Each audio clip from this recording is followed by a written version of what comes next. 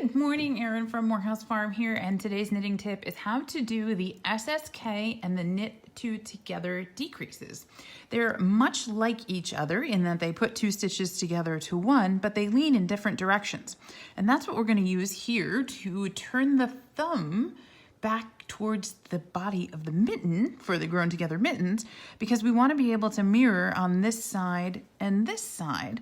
All right, so the SSK is going to lean this way to the left, and the knit two together is going to lean this way to the right.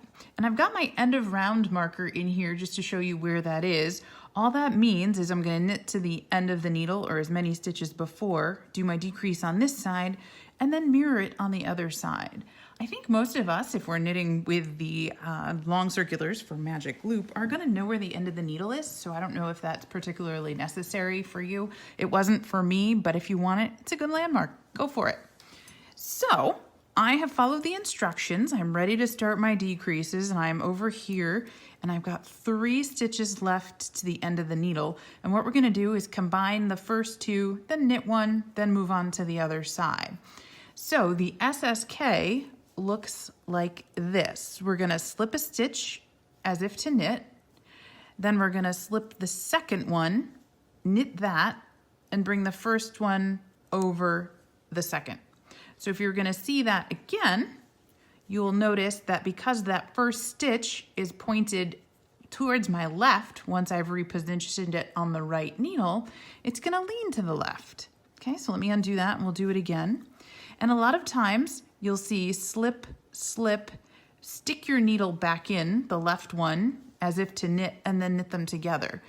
The idea is the same. You just want to make sure that you've got both stitches positioned so that you can slip, slip, knit them together, or, as I showed first, I slip one, I knit the second one, and then pass the slip stitch over. You might also hear that, right?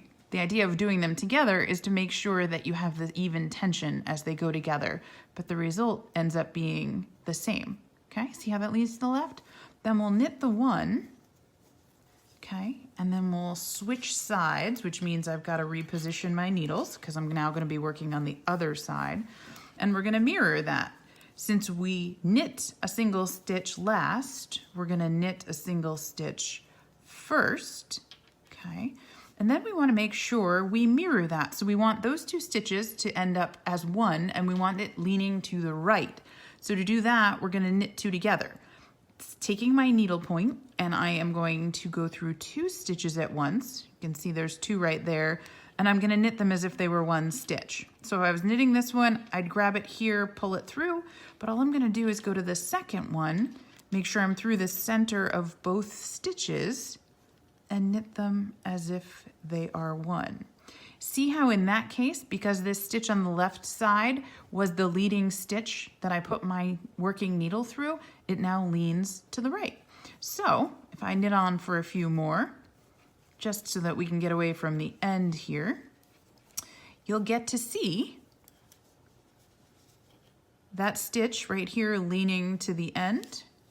And on this side, this stitch right here, right, that's brown one right there, is leaning towards the end as well. So they're both going in the same direction towards the point of the thumb.